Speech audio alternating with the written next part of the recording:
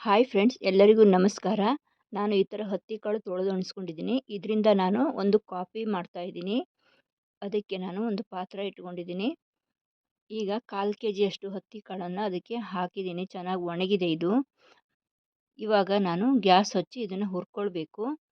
ನೋಡಿ, ಗ್ಯಾಸ್ ಹಚ್ಕೋತಾ ಇದ್ದೀನಿ, ಹಾಗೆ ಹುರಿತಾ ಇದ್ದೀನಿ. ಈ ಥರ ಹುರಿಬೇಕು.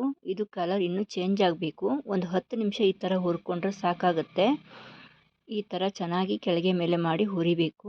ಈಗ ಪಟ ಪಟ ಅಂತ ಕೇಳ್ತಾ ಇದೆ ಶಬ್ದ, ನನಗೆ ಘಮ ಅಂತ ಸ್ಮೆಲ್ ಕೂಡ ಬಂದಿದೆ. ಈ ಥರ ಹುರ್ಕೊಂಡಿದ್ದೀನಿ. ಇವಾಗ ಇದು ಸ್ವಲ್ಪ ತಣಿಬೇಕು, ಬಿಸಿ ಇದೆ. ಈಗ ಇದು ಸ್ವಲ್ಪ ತಣಿದಿದೆ. ಈಗ ನಾನು ಒಂದು ಮಿಕ್ಸಿ ಪಾತ್ರೆ ತೊಗೊಂಡಿದ್ದೀನಿ. ಇದನ್ನು ನಾನು ಸಣ್ಣದಾಗಿ ಪುಡಿ ಮಾಡ್ಕೊಳ್ಬೇಕು. ಇದು ತುಂಬ ಚೆನ್ನಾಗಿರುತ್ತೆ, ಹೆಲ್ತಿಗೂ ತುಂಬ ಒಳ್ಳೆಯದು.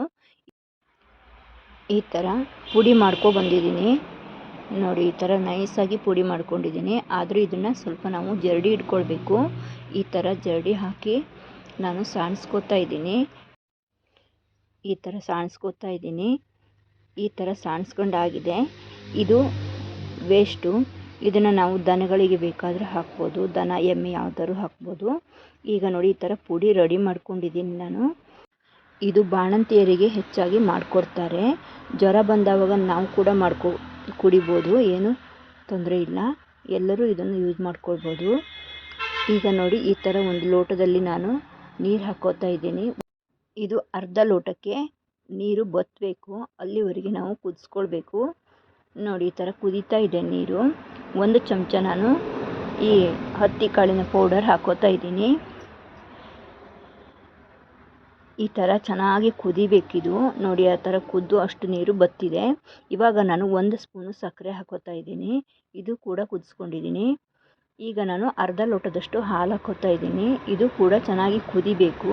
ನೋಡಿ, ಈ ಥರ ಕುದೀತಾ ಇದೆ. ಇವಾಗ ಕಾಫಿ ರೆಡಿ ಆಯಿತು. ಅರ್ಧ ಲೋಟ ಕಾಫಿಗೆ ಅರ್ಧ ಲೋಟ ಹಾಲು ಹಾಕ್ಕೊಂಡಿದ್ದೀನಿ. 1 ಲೋಟ ಕರೆಕ್ಟಾಗಿ ಕಾಫಿ ರೆಡಿ ಆಯಿತು. ನಾವು ಹತ್ತಿ ಕಾಳನ್ನು ಪುಡಿ ಮಾಡಿ ಇಟ್ಕೊಂಡ್ರೆ 5 ನಿಮಿಷದಲ್ಲಿ ಈ ಥರ ಕಾಫಿ ರೆಡಿ ಮಾಡ್ಕೊಳ್ಬೋದು. ಈ ಥರ ಕಾಫಿ ರೆಡಿ ಆಯಿತು.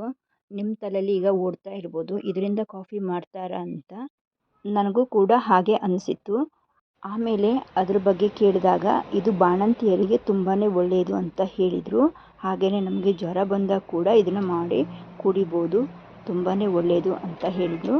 ಹಾಗಾಗಿ ಫ್ರೆಂಡ್ಸ್, ಈ ವಿಡಿಯೋನ ನಿಮ್ಮ ಜೊತೆ ನಾನು ಶೇರ್ ಮಾಡ್ಕೊಂಡಿದ್ದೀನಿ. ಈ ವಿಡಿಯೋ ಇಷ್ಟ ಆದರೆ ಲೈಕ್ ಮಾಡಿ, ಶೇರ್ ಮಾಡಿ, ಹಾಗೆ ಸಬ್ಸ್ಕ್ರೈಬ್ ಮಾಡಿ. ಹೊಸದಾಗಿ ನೋಡ್ತಾ ಇರೋರೆಲ್ಲ ಸಪೋರ್ಟ್ ಮಾಡಿ. Thank you friends.